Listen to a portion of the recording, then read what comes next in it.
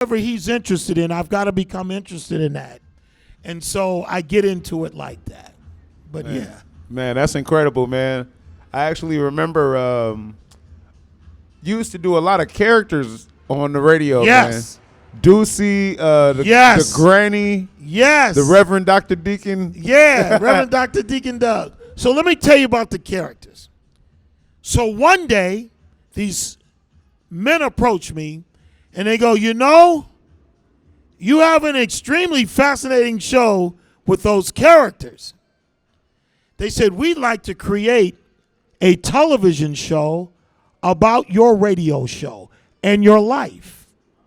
So I go, okay, cool. I'm like, I don't know how you found me or why me or who heard it. So they said, do you mind if we follow you for about 45 days?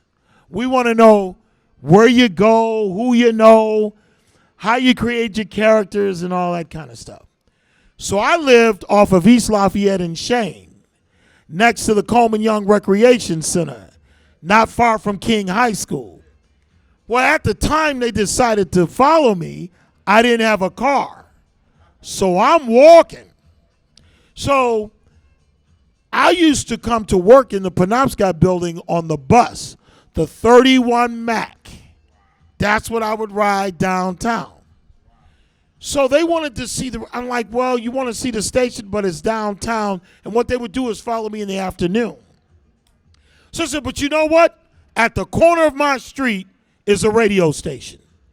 It's called WGPR, but maybe we can knock on the door, and I don't know them, but maybe they'll let us in and you can take some pictures of their radio board and that kind of thing. So we knock.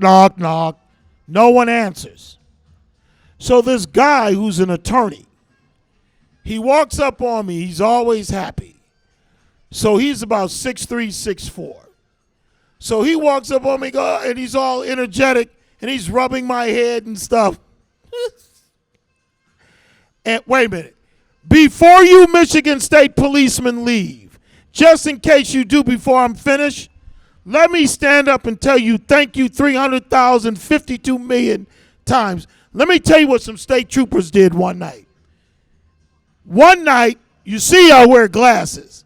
It was kind of like a stormy evening, and so I'm kind of swerving, right? So I'm not in a lane. It's snowing. A trooper pulls up, right? He goes, I can see him. He goes, you okay? I'm like, I'm okay. So what he does is he drifts behind me. This trooper drifts behind me, and he hits me with those lights that light up the road. And he followed me from the mall way out there on Tel 12, whatever the heck it's called, all the way downtown Detroit till he got to the area in which they pull off where the station is. I tracked that trooper down. You know how people track them down when it's something negative? Oh, I was all over them. So every time I get a chance to say thank you, I say that. He didn't think I was drunk. He didn't think I was doing anything. He just gave me like a convoy, lit up the street like that, drove me all the way downtown. So I always want to say that, fellas, just in case you go. There's always another side to these stories, and I wanted you to know that. Okay, I'm sorry. I know I deviated, but I had to say that. Hey, good story. So you were asking me. I'm sorry.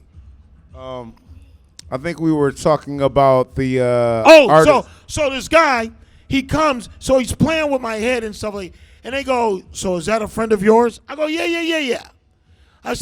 They said, well, what does he do? I said, believe it or not, he's an esteemed attorney. He's a criminal lawyer. They go, really? Because he was all playful, and he was trying to get me to come down the floods for a drink. So they start snapping his picture. Now we're right at WGPR. So he walks away. They then turn, and they start shooting this apartment building that's next to GPR. Long story short, what they did is they created the television show Martin. Wow. And the tall guy, whose name is Ray, Yeah. was Tommy. Wow. The granny character, or the Deucey character, became Shanae. The Wow. old man character I used to do was Otis, the old cop. So all of those things came together and they created Martin. Now, they wanted me to be part of the first 3 or 4 episodes, but the lady who ran the radio station at that time, and maybe she had a point, she said that would be too long for him to be away from the station. And at that time, I don't think WJOB owned the equipment in which you could, be in a location away from the home base. Wow. So that's how Martin was created. Wow. Yep, after the radio. That is amazing. You know what? I kind of thought I might have heard that before, but it's like I might have forgot. Yeah. There's one episode where the caller calls in and goes, Mason, and Martin goes, Mason ain't here no more. And that was as close as they could do it. Kim Fields, one time they made all the radio people come down there, and Kim Fields tried to take me to Copper Carew. And he goes, no, he's got to be in the union. It takes too long. Da-da-da-da.